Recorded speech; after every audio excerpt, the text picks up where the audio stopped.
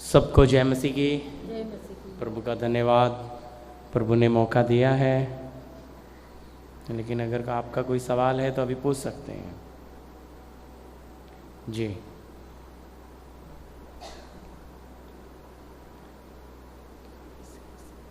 जी अगर सवाल नहीं है तो आज हम सीखेंगे मसीह के वचन को अपने हृदय में अधिकाई से बसने दें।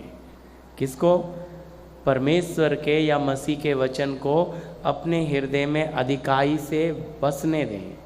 उसके लिए आप मेरे साथ वचन निकाल लीजिए। कुलुसियों की पत्री 3 अध्याय का 16 वचन।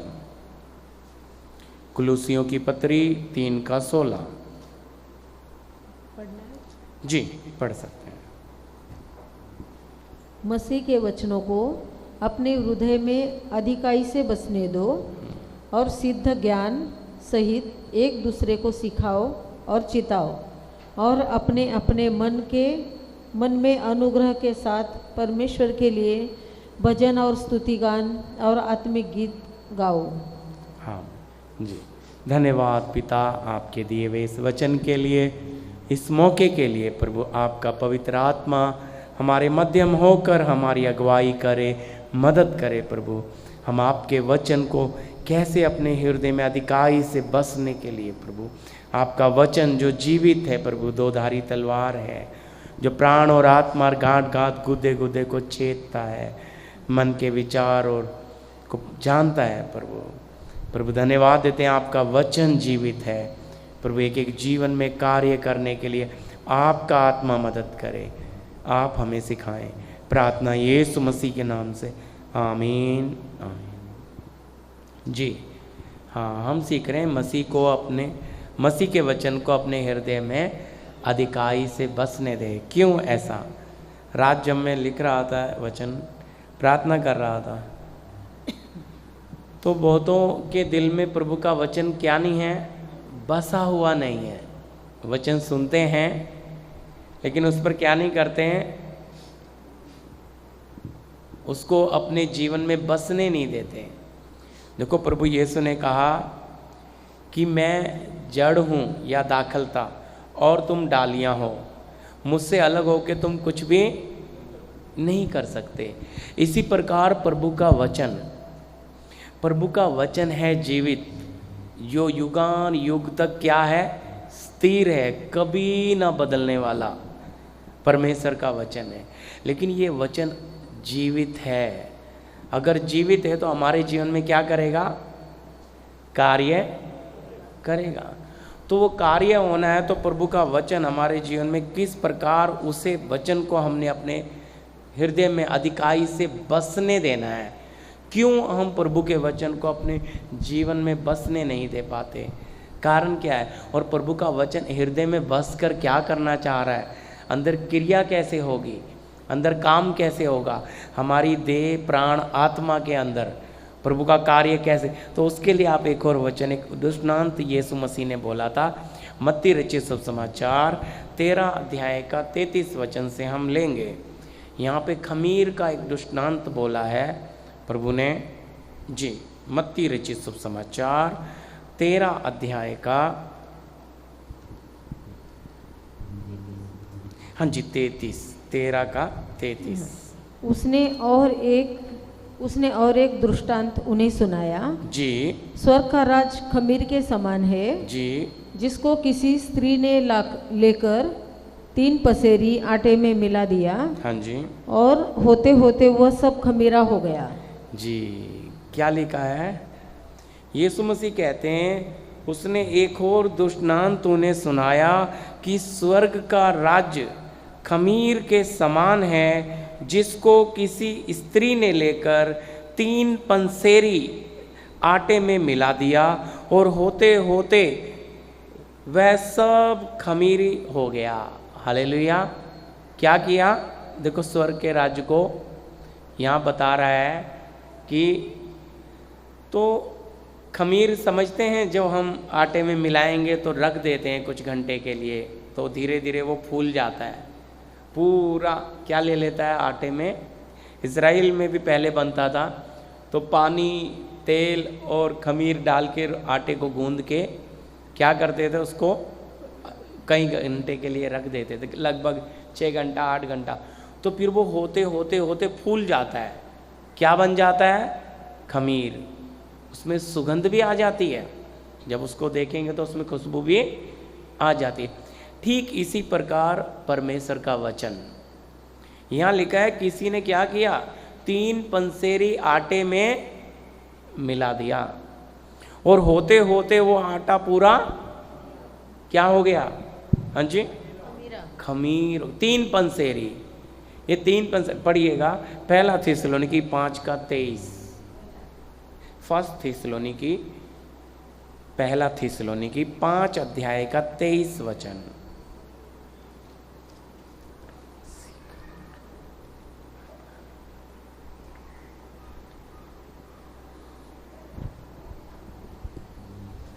शांति का परमेश्वर आप ही तुम्हें पूरी रीति से पवित्र करे, हाँ जी, और तुम्हारी आत्मा और प्राण और देह और हमारे प्रभु यीशु मसीह के आने तक पूरे पूरे निर्दोष और सुरक्षित रहे।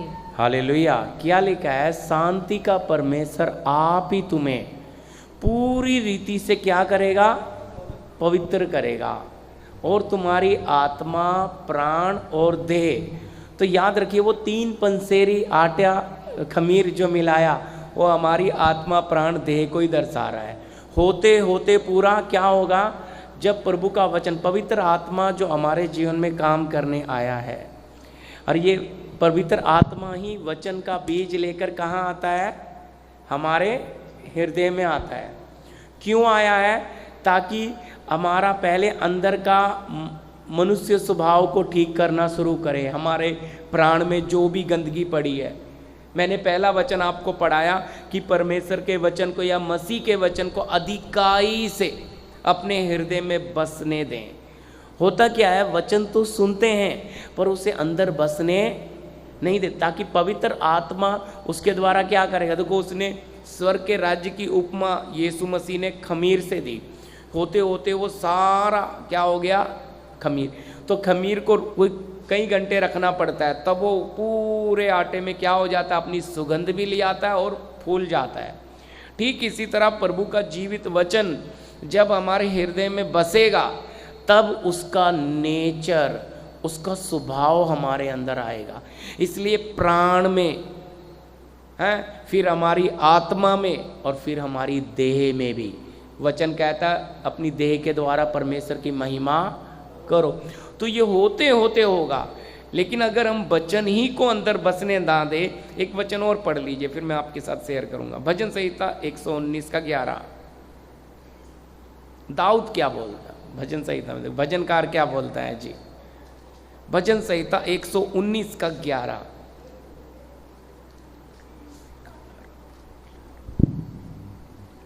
मैंने तेरे वचन को अपने हृदय में रख छोड़ा है। हाँ, मैंने तेरे वचन को अपने हृदय में रख छोड़ा है। हाँ, कि तेरे विरुद्ध पाप न करूं। हालेलुया।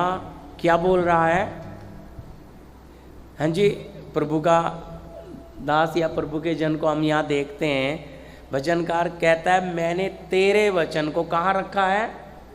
हृदय में। हृदय में क्यों रखा? ताकि तेरे विरुद्ध क्या ना करूं? पाप ना करूं। आज क्या है, वचन तो सुनते हैं लेकिन अपने हृदय में उसे बसने नहीं देते। वचन सुन लिया और सुनकर उसका आनंद पा लिया और बाहर जाके अपनी दुनिया में लग जाते हैं, फिर उसका ताकत हमें मिलता ही। बसेगा तो सबसे पहली बात एक जड़ आएगी। हालेलुया। बसेगा तो उस वचन का स्वभाव, जैसे हम देखते हैं उस खमीर में मिला दिया, आटे में खमीर जब मिला दिया तो अपनी सुगंध तक ले आता है उसके अंदर। उसके अंदर पूरा क्या होता है? इसी प्रकार ये वचन जो हमारे हृदय में बोया जाता है या हमारे दिल में हम इसे बसने देंगे तो ये अपना गुण लेकर आएगा। क्या लेकर आएगा? ध्यान दीजिए इधर। हाँ हाँ जी, देखिए मेरी तरफ देखते हैं तो मुझे लगता है हाँ सही है, देख रहे हैं। हाँ, क्या लेकर आएगा? आपके अंदर अगर वचन जिंदा है, पहली बात हम ये विश्वास करते हैं कि ये वचन क्या है, जीवित है। तो जीवित है अगर हमने सुना कान से और उसे दिल में लिया और उसको मनन करने का मतलब है उस पर चलना शुरू किया कि मैं इस वचन को क्या करूँगा, पकड़कर। यहाँ भजनकार कह रहा है मैं क्या करूँगा जी, हाँ जी, वचन को मैं, हाँ जी वापस पढ़िए। मैंने तेरे वचन को अपने हृदय में रख छोड़ा है, अपने हृदय में रख छोड़ा है कि तेरे विरुद्ध पाप न करूं। अब देखो, परमेश्वर का वचन या परमेश्वर स्वयं जब हमारे हृदय में आया, तो प्रभु साथ है। अभी समझने के लिए बाप और बेटा जा रहे हैं, तो बेटा कोई बाप साथ होते हुए कोई नटखटी करेगा? क्योंकि क्या पड़ेगा, तुरंत क्या कर सकता है, ताड़ना देने वाला साथ है तो वो एकदम सही होके चलेगा। ठीक इसी तरह अगर हम प्रभु के वचन को अपने हृदय में बसा कर चलेंगे तो गलत बोलना, गलत करना, गलत सोचने से भी डर आएगा। क्यों? कौन है अंदर? वचन है। लेकिन इस वचन को हम बसने क्यों नहीं देते? क्योंकि देखो यहाँ लिखा है तुम्हारी आत्मा और प्राण, थिस्सलुनीकी में जो मैंने पढ़ाया है, क्या लिखा है? और देह। तो हमारे प्रभु यीशु के आने तक पूरे पूरे निर्दोष और सुरक्षित हों। तो इसमें अगर आप में दाग पाया जाता है तो वचन ने वहाँ क्या नहीं किया है, आपने वचन को वहाँ काम करने, है ना। तो यीशु मसीह जो स्वर्ग राज्य के साथ उपमा दे रहा है खमीर की, खमीर का शिक्षा भी है। खमीर को कई अध्यात्म उसमें देखते हैं हम, लेकिन इस समय खमीर को हम कैसे समझ रहे हैं? क्योंकि होते होते सारा वो पवित्र आत्मा आपके अंदर क्या करता है, काम करना शुरू करता है। उस वचन की सुगंध, उस वचन को आपके अंदर बसने में पवित्र आत्मा क्या करता है, मदद करता है, जो आपका मददगार है, सहायक है। लेकिन आपको भी क्या करना पड़ेगा उसके लिए? अब उस मैदे में, उस आटे में मिलाया, अगर मिलाया नहीं जाता तो अलग अलग रख देंगे, क्या होते होते खमीरा हो जाएगा? बोलिए, हो सकता है? जब तक वो उसमें मिलेगा नहीं। ये समझने के लिए हमने एक आटा लिया, मैदा या आटा ले लिया, उसमें शक्कर, चीनी बोलते हैं, वो मिला दी। अब शक्कर और चीनी मिला के पूरा मिक्स कर दिया, पूरा मिक्स, शक्कर के दाने और आटा या मैदा मिला के मिक्स कर दिया, तो वो मिक्स हो गया है। हाँ बताइए, हाँ मिक्स हो गया है, मिक्स कर दिया ना, है मिक्स हो गया है। लेकिन उसको अलग किया जा सकता है, पहली बात। और उस मीठे का, शक्कर का स्वाद भी उसमें आया। अब आप उसको शक्कर को घोल दो और फिर आटे में मिला दो और उसको गूंद दो। अब उनको अलग कोई कर सकता है? और उसका स्वाद उसमें आया कि नहीं? बोलो, समझ आ रही है मेरी बात? क्योंकि शक्कर साबुत है, हम छलने से भी छानेंगे तो शक्कर ऊपर आ जाएगी। मिक्स तो हुआ है लेकिन उसका स्वाद उसके अंदर गया। ठीक हमारे अंदर वचन तो आता है लेकिन ऊपर ही ऊपर है, वो वचन मेल्ट होके क्या नहीं हो रहा, उसमें मिलता नहीं। तो इसीलिए कह रहा है मसीह के वचन को, जो हमने पहले पढ़ा, अधिकाई से अपने हृदय में बसने दें। देखो, हम प्रभु की कोई मूर्ति को नहीं देख रहे, है ना। हम जब प्रार्थना कर रहे हैं किसको देख रहे? जीवता प्रभु हमारे बीच में है। उसकी कोई फोटो को नहीं देख रहे हैं। किसको देख रहे हैं? वचन को। वचन क्या है? युगान युग अटल है, कभी ना टलने वाला, स्थिर। तो ये वचन अगर हमारे हृदय में बसेगा तो हम भी क्या हो जाएंगे? इसके स्वभाव में बदलने का पूरा कार्य। तो इसका मतलब, इसको अगर जैसे पानी डाला और मेल्ट किया, शक्कर को घुल गई, आटे में गूंद दिया, फिर उसको कोई अलग नहीं निकाल सकता। इसी तरह हमारा जीवन वचन में ऐसा होना है कि हम वचन में और वचन हम में। तो फिर हमें देखने वाला किसको देखेगा? वचन को। इसलिए पौलुस बोल पाया कि तुम मसीह की पत्री हो जिसे हमने आत्मा के द्वारा लिखा। तो वचन जो है वो छप जाना, उसकी छाप, यानी कि वो आप में उतर जाएगा कैसे, अधिकाई से बसेगा कैसे। अब वचन तो यहाँ शब्द लिखा है, हमने पढ़ लिया, पढ़ा तो कान में गया, कान में गया तो दिल में गया, मन में गया, हृदय में गया। अब वहाँ क्या होना है, उसका काम, हाँ जी, तब ना। देखो मैंने बताया खमीर को कम से कम 4-6 घंटे 8 घंटे रखा जाता था, इजरायली रखते, तब वो होते होते पूरा खमीर ही हो जाता था। तो 3 पंसेरी आटे में लेकर मिला दिया। आपका मेरा आत्मा प्राण तीनों का तीनों प्रभु को क्या चाहिए, निर्दोष। और तो इन तीनों में किसका प्रभाव आना है, वचन। वचन। तो इसलिए वचन इतना स्पष्ट कहता है। अय्यूब का पढ़िएगा, अय्यूब 22 का 22, अय्यूब की किताब 22 अध्याय का 22 वचन।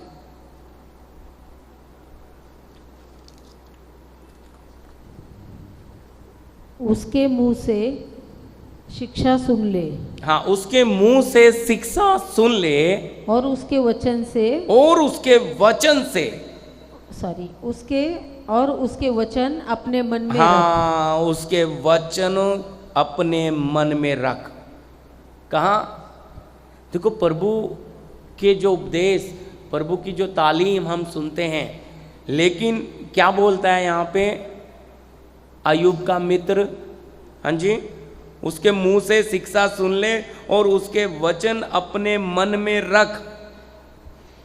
23, यदि तू सर्वशक्तिमान की ओर फिर के समीप आ जाए और अपने डेरे से कुटिल काम दूर करे तो तू बन जाएगा। हाँ, देखो क्या बोलता है, यदि तू सर्वशक्तिमान की ओर फिरे, हैं, समीप जाए और अपने डेरे से कुटिल काम दूर करे। क्या करे, डेरा कौन है, हमारे शरीर को पौलुस बोलता है डेरा सरी का घर। इसमें बहुत ऐसी बातें हैं जो हमारे प्रभु को पसंद। तो वचन अगर अंदर बसना है तो क्या नहीं रहना अंदर, हाँ जी। देखो मरियम ने भी कैसे, वो बात भी पढ़ लीजिए, लूका 2 का 19, मिला के पढ़ते हैं। लूका रचित शुभ समाचार 2 अध्याय का 19।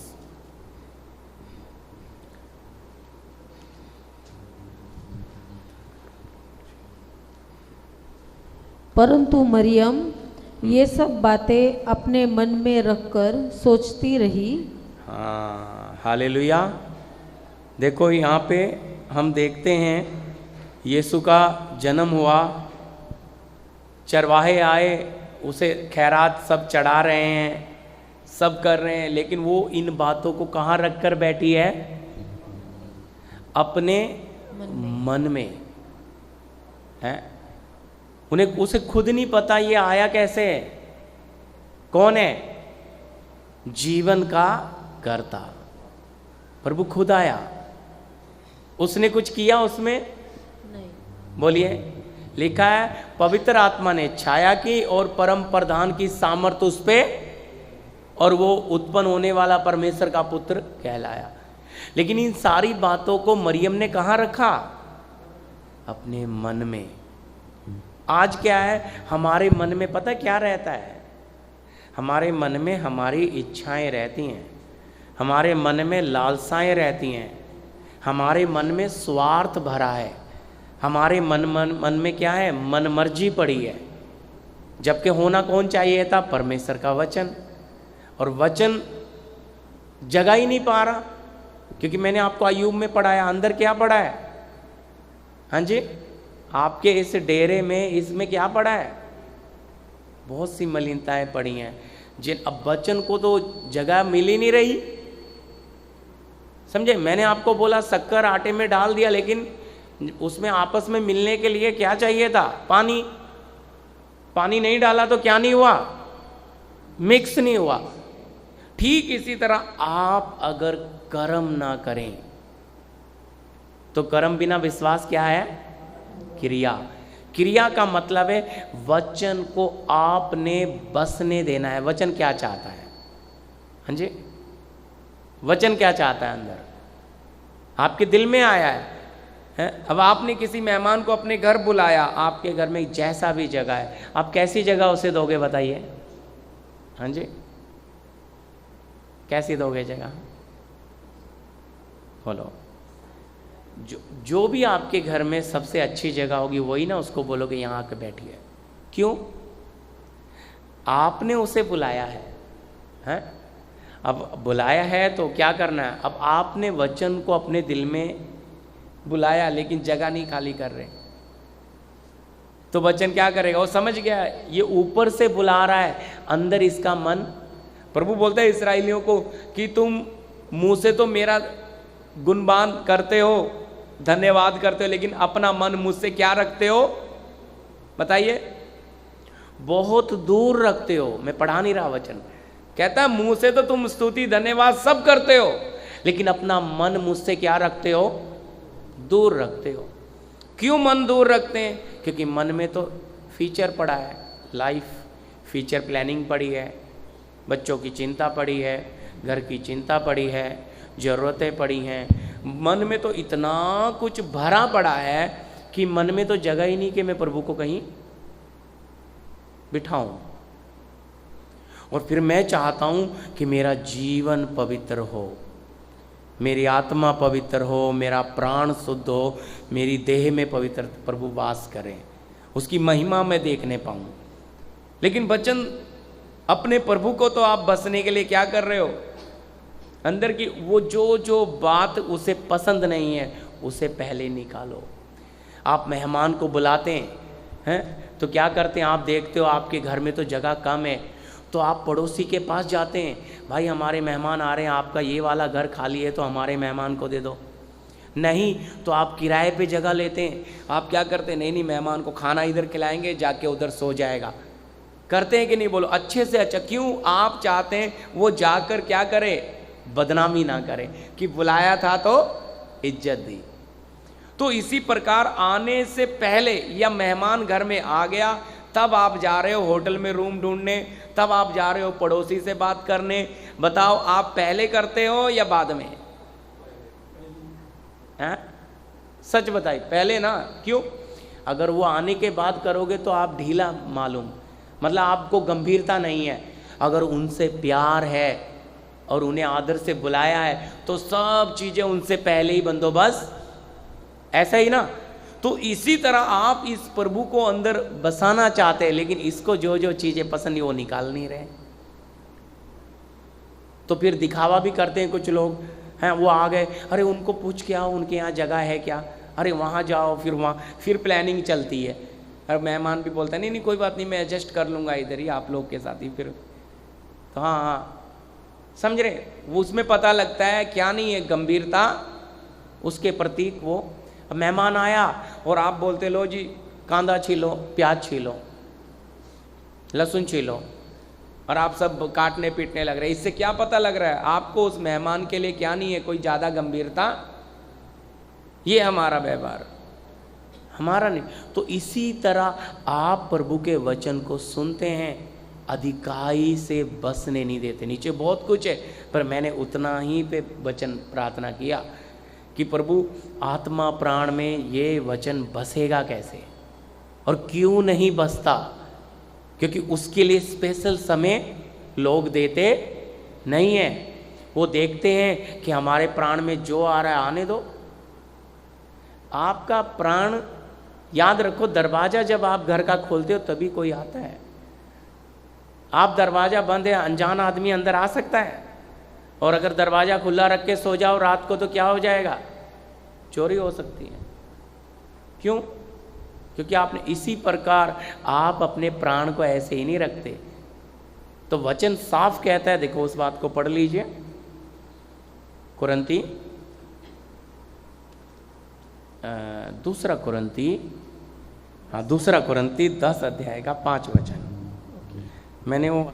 इसलिए हम कल्पनाओं का जी और हर एक ऊंची बात का जो परमेश्वर की पहचान के विरुद्ध उठती है खंडन करते हैं और हर एक एक भावना को कैद करके मसीह का आज्ञाकारी बना देते हैं। हाँ, देखो क्या लिखा है, इसलिए हम कल्पनाओं का और हर एक ऊंची बात का जो परमेश्वर की पहचान के विरोध में उड़ती है, क्या कर देते हैं? हम नहीं करते। हम फायदे को देखकर उसको अंदर आने देते हैं।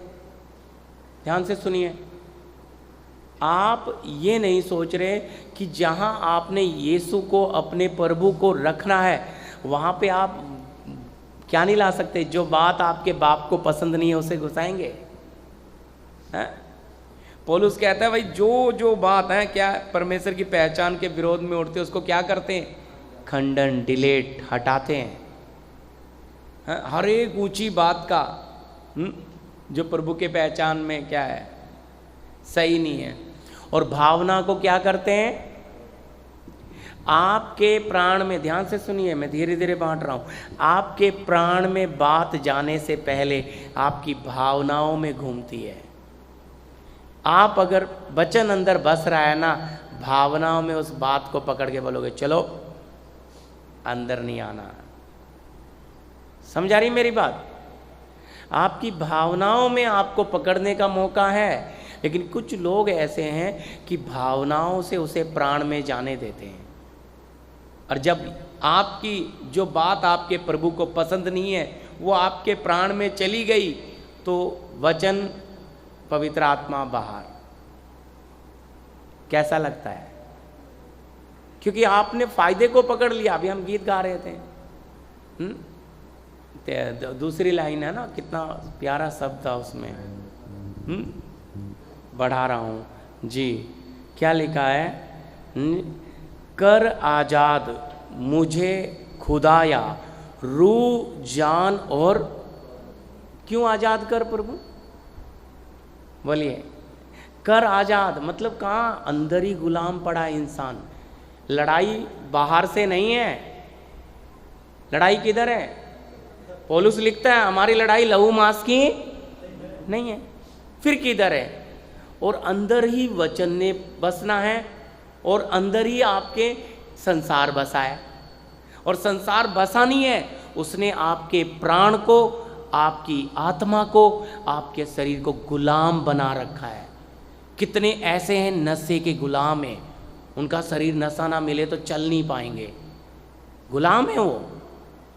कितने प्राण में गुलाम है, लेकिन ये वचन क्या करता है? आजाद, स्वतंत्र। इसलिए वचन कहता है मसीह ने तुम्हें स्वतंत्रता के लिए स्वतंत्र किया है, फिर से दासत्व के जुए में, समझे ना? यही गाया ना हमने, दुनिया अगर मुझे लुभाए फानी चीज़ों से यहाँ, और मुझे उलझाए दे तकलीफ, मुझे है आराम। मतलब कितना भी तकलीफ दे, पर क्या कर? मुझे आजाद कर। आज लोग किसमें फंसे? माफ कीजिए, हाँ जी, किसमें? दुनिया का सब पालेंगे, लेकिन इसको ठीक करने में उन्हें बहुत मुश्किल है। अपनी इच्छाओं पे कंट्रोल करना मुश्किल है, अपनी लालसाओं को पकड़ पाना मुश्किल है, अपनी मनमर्जी को छोड़ना मुश्किल है। एक छोटे बच्चे को क्या नहीं कर पाते हम? अपने वश में नहीं कर पाते। तो सोच कर देखिए हम अपने हृदय को कैसे वश में करेंगे?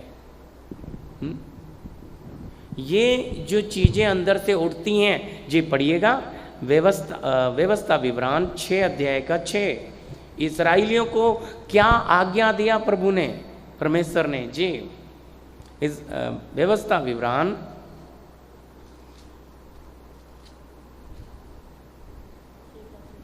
हाँ जी, एक मिनट मैं भी निकाल लेता हूँ। जी जी एक सेकंड जी, 6 का 6। और ये आज्ञाएं जो मैंने आज तुझको सुनाता हूँ, वे तेरे मन में बनी रहे, वो तेरे मन में बनी रहे। हाँ, और तू इन्हें अपने बाल बच्चों को समझाकर सिखाया तू करना। इन्हें अपने बाल बच्चों को, बाल बच्चे में आता है पत्नी और बच्चे, हाँ, बाल बच्चों को समझाकर सिखाया करना। और घर में बैठे, और घर में बैठे, मार्ग पर चलते, मार्ग में चलते, लेटते उठते, लेटते उठते उनकी चर्चा किया करना। हालेलुया। देखो कितना गंभीर इस वचन के बारे में। हाँ जी, एक और पढ़ दीजिए सिस्टर जी, आगे भी थोड़ा सा समझने के लिए, ताकि मैं। और इन्हें अपने हाथ पर, और इन्हें अपने हाथ पर, ध्यान से सुनिए, चिन्ह के रूप में, चिन्ह के रूप में बांधना।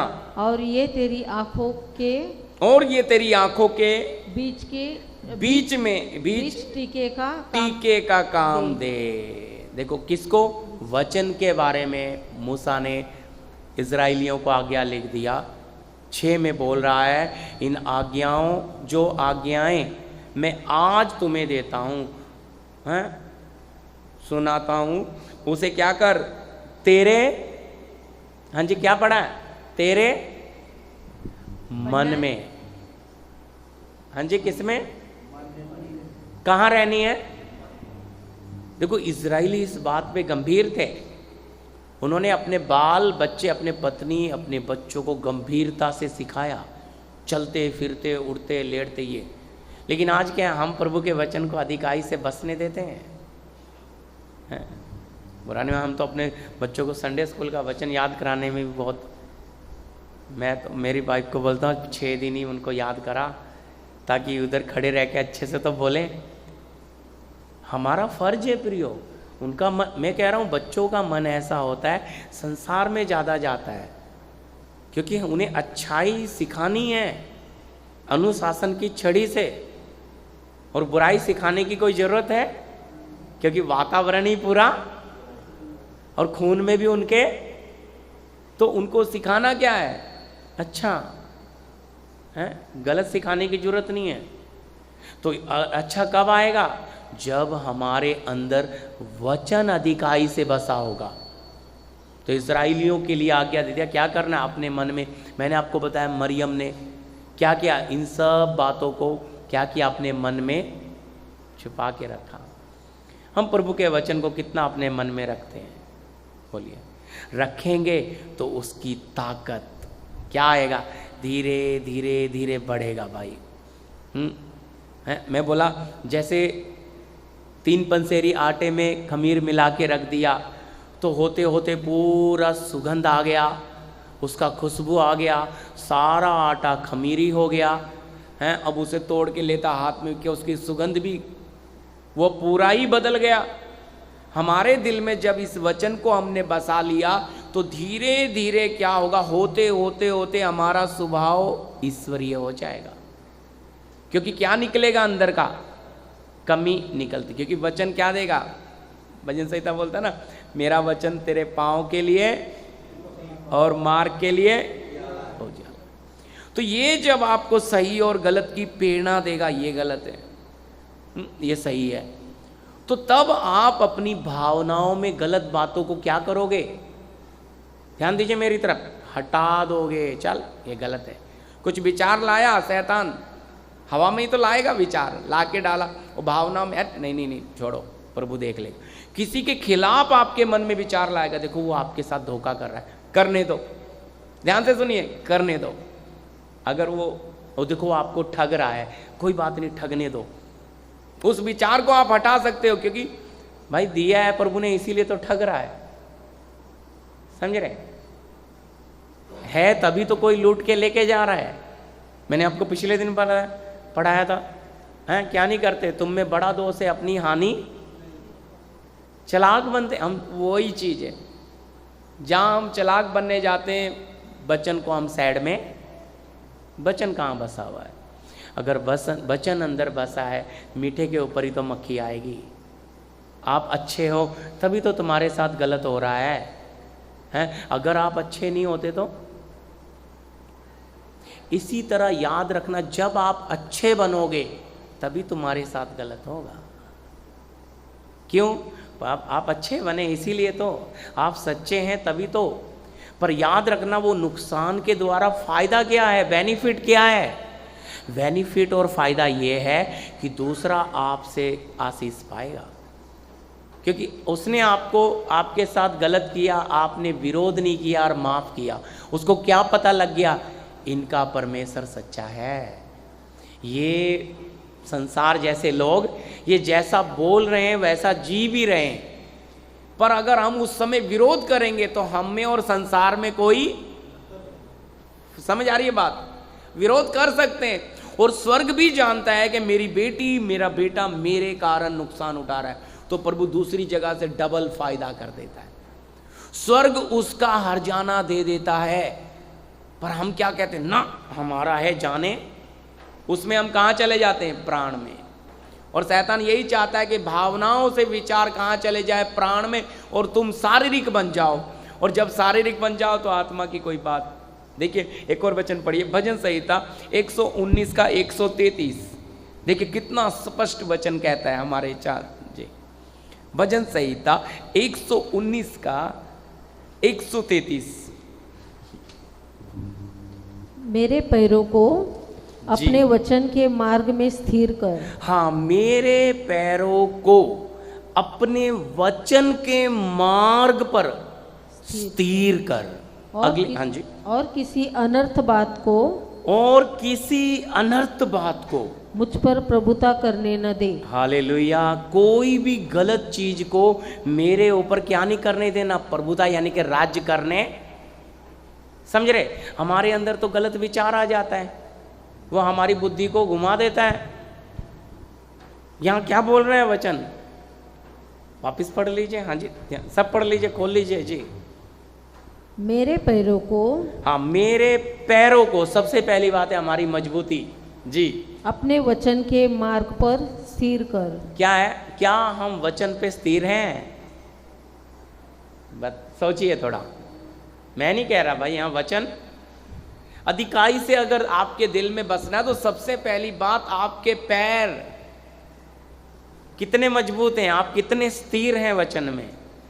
आप वचन से दाएं बाएं जाते हैं क्या? अगर जाते हो तो आप स्थिर नहीं हो, क्योंकि वो जाना ही आपका मन मर्जी को दिखाता है।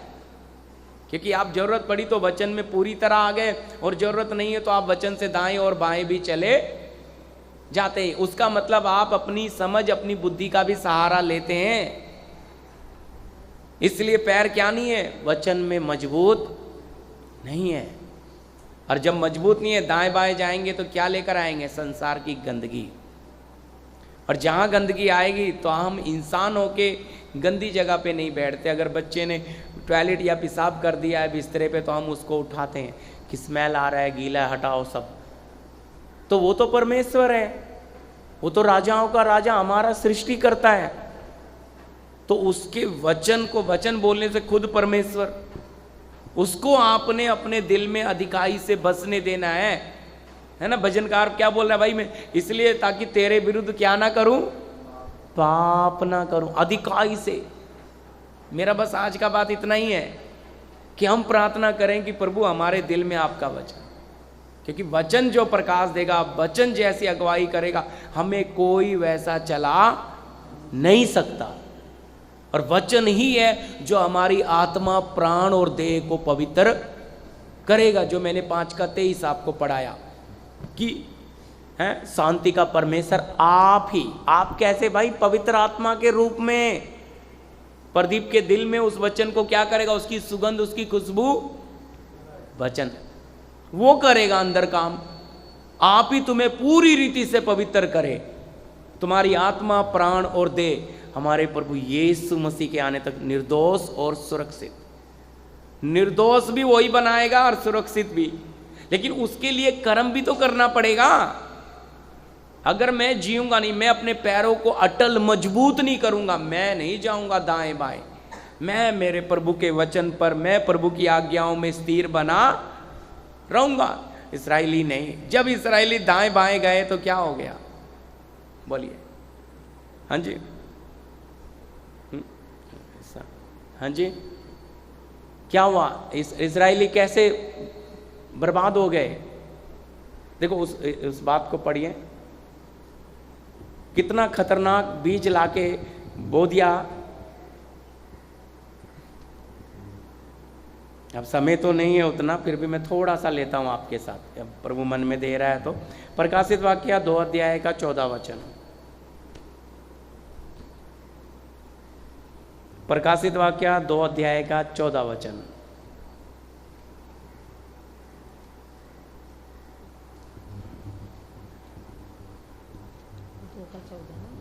पर मुझे तेरे विरुद्ध कुछ बातें कहनी है। हाँ, पर मुझे तेरे विरुद्ध कुछ बातें कहनी हैं, क्योंकि हाँ। तेरे यहाँ कुछ ऐसे हैं हाँ जो बिलाम की शिक्षा को मानते हैं। हाँ, क्या लिखा है?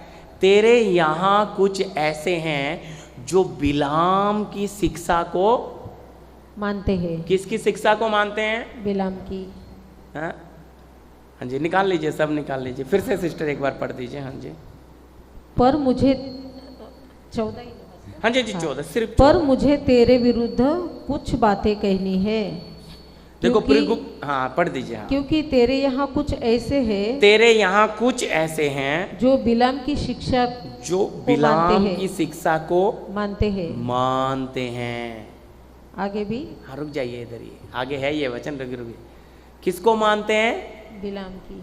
हाँ जी, बिलाम की शिक्षा क्या थी? हाँ जी, किसने पढ़ा होगा? क्या थी बिलाम की शिक्षा? क्या थी बिलाम की शिक्षा?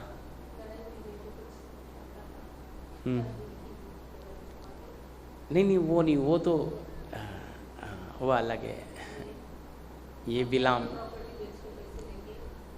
नहीं, ये नहीं। बिलाम की शिक्षा ये वही है जो गधे पे बैठ के जा रहा था, गधे का मुंह खोला प्रभु ने। ये बिलाम नबी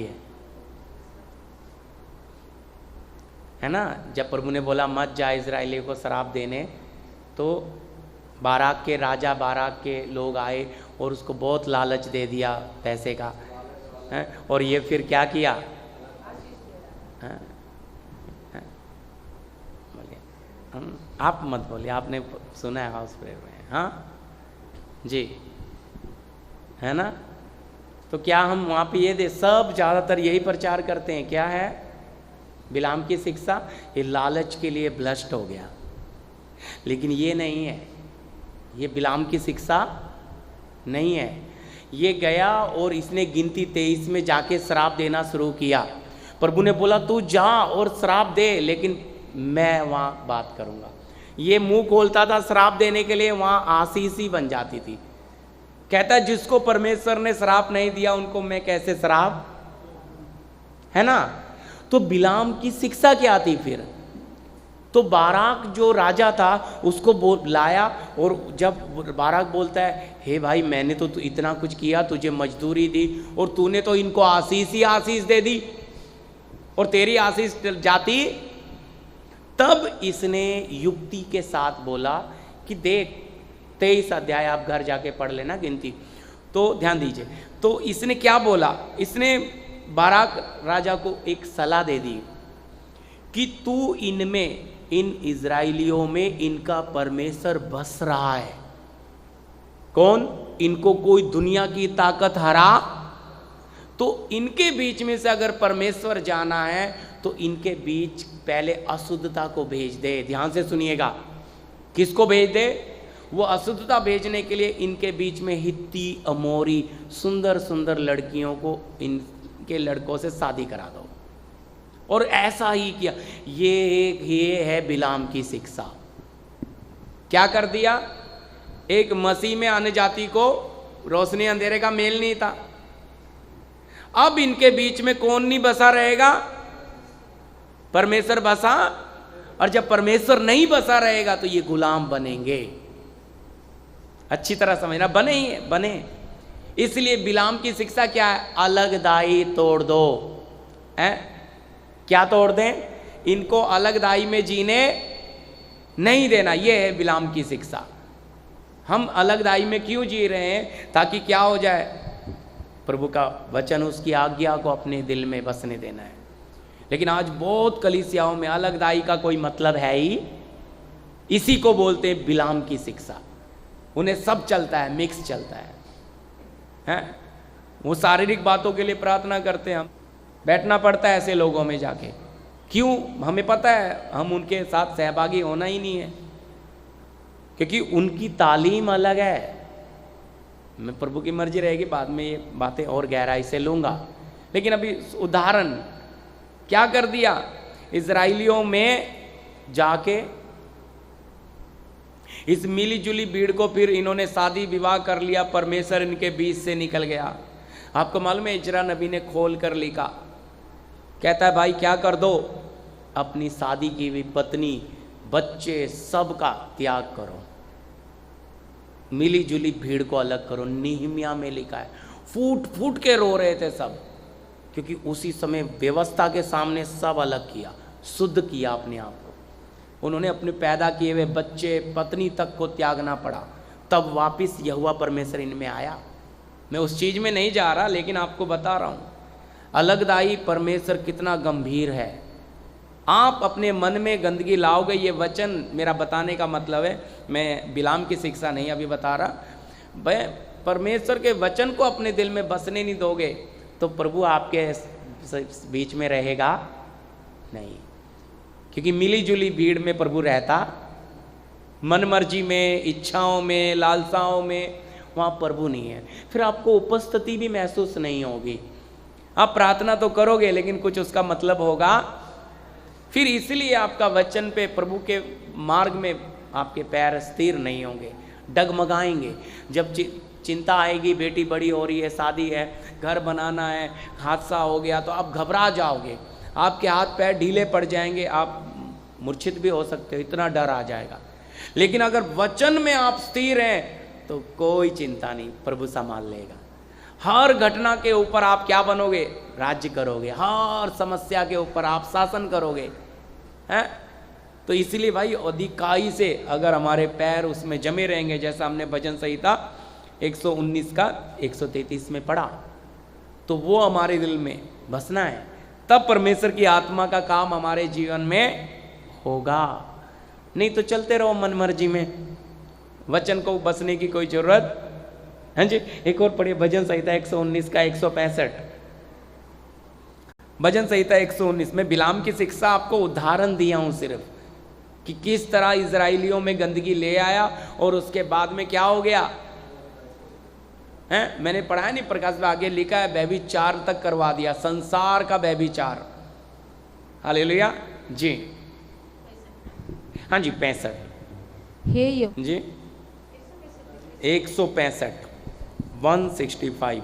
तेरी व्यवस्था से मैं प्रीति रखता हूँ, रखने 19 का 165 पढ़ दीजिए जी।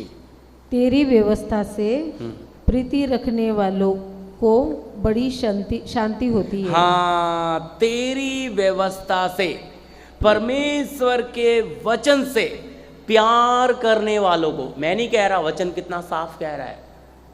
हाँ जी, परमेश्वर के वचन से प्रीति रखने वालों को बड़ी शांति होती है। हाँ जी, और उनको कुछ ठोकर नहीं लगती। हालेलुया, उनके लिए कोई चीज ठोकर नहीं होते भाई, शांति बनी रहती है, उनको कोई चीज का ठेस नहीं लगता है। किसी ने बोल दिया दुख नहीं लगता, किसी ने कह दिया कुछ नहीं, उन पे कोई फर्क पड़ता ही, क्योंकि उनके अंदर अनंत शांति बैठी है, वो शांति का राजकुमार बैठा है, उनको कोई बात हलचल है ही नहीं, उन्हें कोई घबराहट ही नहीं, है ना। इसलिए पहला वचन हमने पढ़ा कुलुसी 3 का 16 कि मसीह के वचन को अपने हृदय में अधिकाई से क्या करने दें? अब बसने दें। अब प्रभु का वचन अगर बसेगा तब आपके जीवन में वो आत्मा का काम अपने आप होगा। भाई बीज हम जैसे मिट्टी में डाल देते हैं और इंतजार करते हैं, मिट्टी कैसे गर्मी देकर उसमें अंकुर लेकर आती है सड़ाकर, उसी प्रकार हमारे अंदर भी ये वचन की शक्ति, वचन की सामर्थ क्या करेगा? धीरे धीरे फैलते फैलते क्या हो जाएगा? जैसे हमने बोला 3 पंसेरी आटे में मिला दिया, होते होते सारा खमीरी हो गया। अब हमारे हृदय में प्रभु का वचन जब बसा रहेगा तो होते होते आत्मा, प्राण और देह पूरा क्या हो जाएंगे? पवित्र, निर्दोष। ठीक है नहीं? तब प्रभु की अनंत शांति हम में वास करेगी। ठीक है, तो इसमें कोई सवाल है तो पूछ सकते हैं, प्रार्थना करेंगे जी। कोई सवाल है?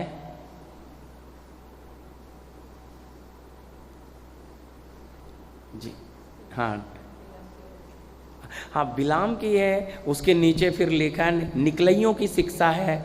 ये शिक्षा अगर आप जानोगे तब पता लगेगा लोग आज कलीसियाओं में क्या चल रहा है। निकलइयों की शिक्षा भी बड़ी खतरनाक है, ये तभी से आ गई थी, आज कलीसियाओं में चल रही है बिलाम की शिक्षा, निकलइयों की शिक्षा। जी आइए हम एक भजन लेते हुए प्रार्थना करेंगे, छोटा सा भजन गाते हुए। जी गीत नंबर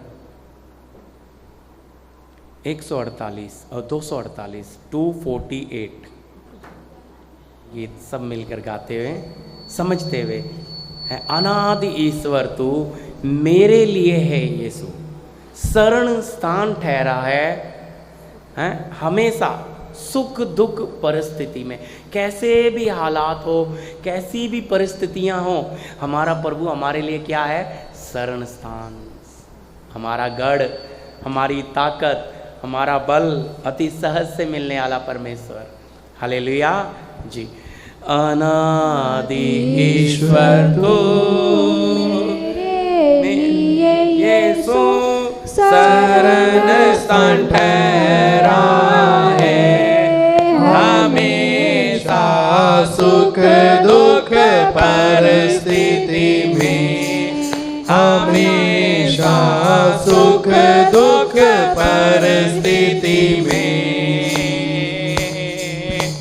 अनादि ईश्वर तू मेरे लिए यीशु शरण स्थान ठहरा है हमेशा सुख दुख परिस्थिति में, हमेशा सुख दुख परिस्थिति में।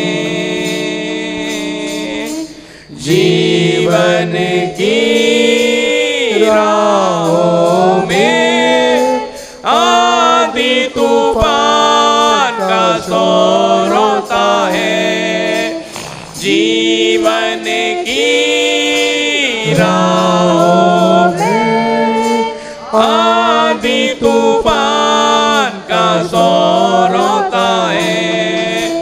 आज्ञा देकर शांत बना, आज्ञा देकर शांत बना, मेरी नैया उस पार लगा।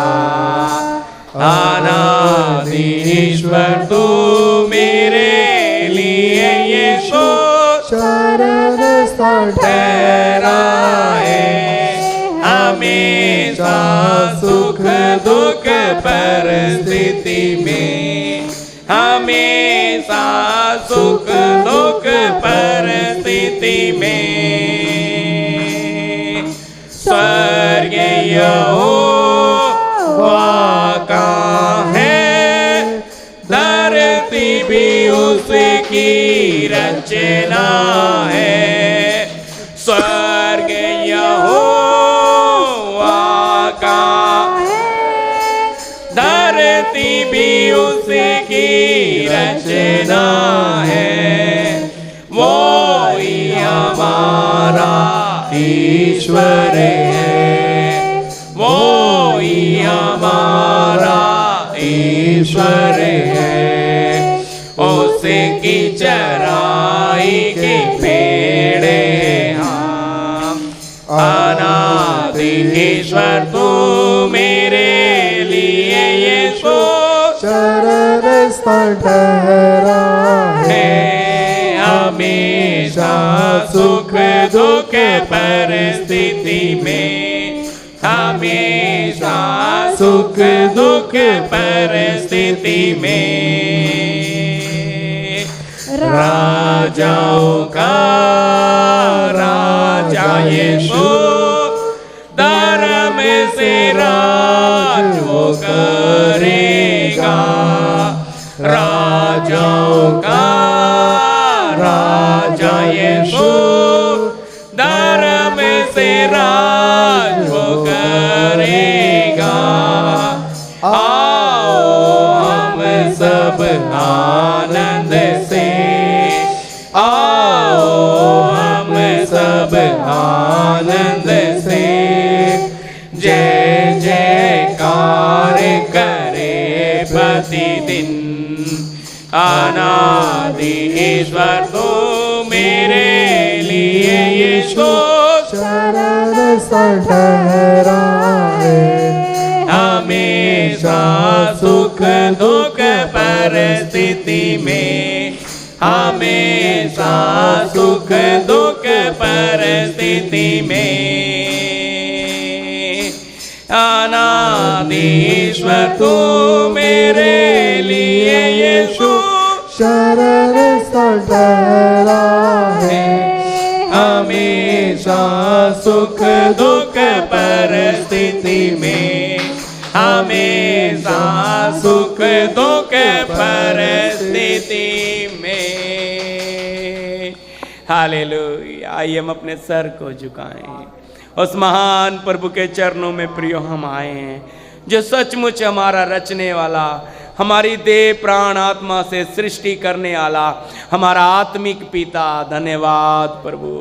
हालेलुया। हमारे जीवन में आंधी तूफान का शोर होता है प्रियो। Hallelujah, hallelujah. धन्यवाद प्रभु।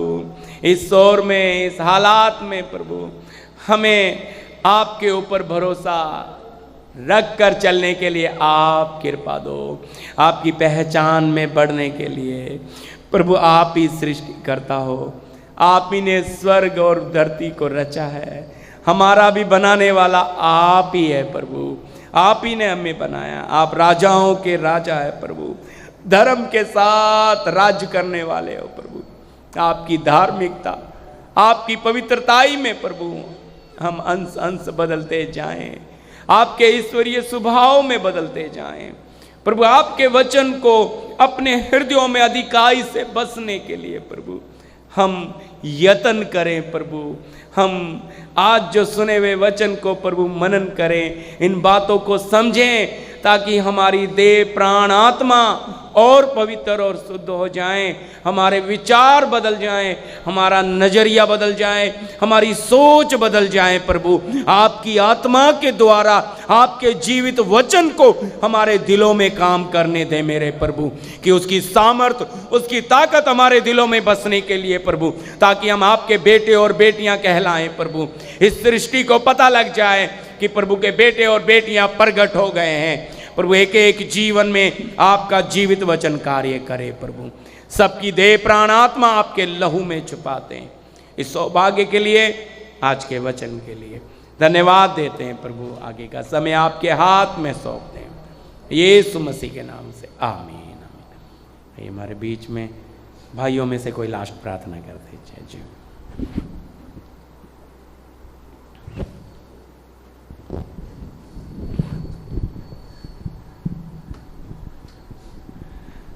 धन्यवाद, धन्यवाद सर्वशक्तिमान परमेश्वर पिताजी, हम आपको धन्यवाद देते हैं इस समय के लिए, मौके के लिए, सौभाग्य के लिए प्रभु धन्यवाद देते हैं प्रभु। आप महान हैं, आपके जैसा न कोई है, न कोई था, न कोई रहेगा प्रभु। हम प्रार्थना करते हैं प्रभु, आज आप अपने दास को लेकर इस्तेमाल किया, उनके द्वारा प्रभु आपने बातें की कि प्रभु आपका वचन एक एक के हृदय में अधिकाई से बसने के लिए हम प्रार्थना करते हैं कि प्रभु जिसके अंदर आपका वचन है प्रभु, उसके अंदर आप हैं प्रभु का कहा है प्रभु। हर एक के अंदर प्रभु आपका वचन होने के लिए हम प्रार्थना करते हैं कि प्रभु इस जीवन के सफर में चलते समय प्रभु आने वाला समय बड़ी कठिनाई का होगा, मुसीबत का होगा, लेकिन प्रभु आपका वचन उस सारी मुसीबतों के ऊपर चलकर चलने के लिए प्रभु सहायता करे, मदद करे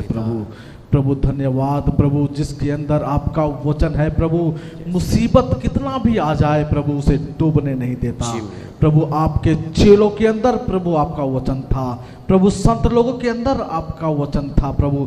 बड़ी कठिनाइयों से गुजरे, बड़ी मुसीबत से गुजरते प्रभु, Yes, लेकिन आपका वचन किसी को झुकने नहीं देता प्रभु। Yes, संसार आमीन। में कितनी भी Yes. प्रकार की समस्या थी प्रभु, Yes. उसका सामना किया, लेकिन प्रभु उसे मिटा नहीं पाया जिसके अंदर जी, आपका मैं- वचन है प्रभु। Yes, पिता। विश्वास करते हैं प्रभु, आने वाला इस समय, ये जीवन के सफर में, इस नैया में प्रभु, इस तूफान में प्रभु, इस Yes. नाव में केवल आपका एक वचन काफी है प्रभु। Yes. सारे समुद्र को पार करने के लिए प्रभु Yes, जी, मदद प्रभु करें। सारे मुसीबत को पार करने के लिए आपका एक वचन काफी है प्रभु। Yes. प्रभु आपने पतरस को बुलाया प्रभु, उस पानी पे समुद्र पर चलने के लिए प्रभु, समुद्र ने अपना स्वभाव बदल दिया प्रभु। जी। जिसके अंदर आपका वचन हो प्रभु, मुसीबत अपना स्वभाव बदल देती है प्रभु। Yes. उस मुसीबत के ऊपर खड़े रहने के लिए प्रभु आप दिलेरी वो ताकत दें खुदावन यीशु मसीह। प्रभु आपका वचन में वो ताकत है, वो दिलेरी, वो सामर्थ है, वो अभिषेक है खुदावन यीशु मसीह। एक एक के अंदर बसने के लिए हम प्रार्थना करते हैं प्रभु। प्रभु आपका वचन का सामर्थ्य एक एक के अंदर होने पाए, अभिषेक होने पाए खुदावन यीशु मसीह। Yes. धन्यवाद देते हैं प्रभु आज के वचन के लिए प्रभु। कोई भी प्रभु व्यक्ति आपके वचन से वंचित ना होने पाए Yes, प्रभु, वचन उनके अंदर राज्य करे और 100 गुना फैलाने के लिए जी, हम मैम। प्रार्थना करते हैं प्रभु। सोते समय, उठते समय, चलते समय, हर समय आपका वचन मनन करने के लिए प्रभु हम जी। प्रार्थना करते Yes, हैं। पिता। सच में प्रभु आप महान हैं, आपने बातें की है, इसके लिए धन्यवाद देते हैं प्रभु। आपके दास के द्वारा प्रभु आपने बातें की है, इसके लिए धन्यवाद प्रभु। और प्रगटीकरण उनके अंदर होने के लिए पवित्र आत्मा आप सहायता करें प्रभु। वचन को, भेद को खोल करते हैं, इसके लिए धन्यवाद प्रभु। उनके परिवार को आपके हाथों में सौंपते, इस कलेसिया के जुड़े हुए एक एक लोगों को प्रभु आपके हाथों में सौंपते हैं प्रभु। धन्यवाद देते हैं, सारी बातों को आपके हाथों में सौंपते हुए, हर एक की प्रभु आत्मा, प्राण, शरीर को आपके हाथों में सौंपते हुए प्रार्थना यीशु मसीह के नाम से मांगते हैं पिताजी। सुनिए, दस ग्रहण कीजिएगा, आमीन। आमीन। अब पिता का प्रेम, पुत्र का अनुग्रह, पवित्र आत्मा की सहभागिता, संगति हमारे साथ, तमाम संत लोगों के साथ प्रभु यीशु के दूसरे आगमन तक होता रहे। आमीन। सबको जय मसीह कीजिए।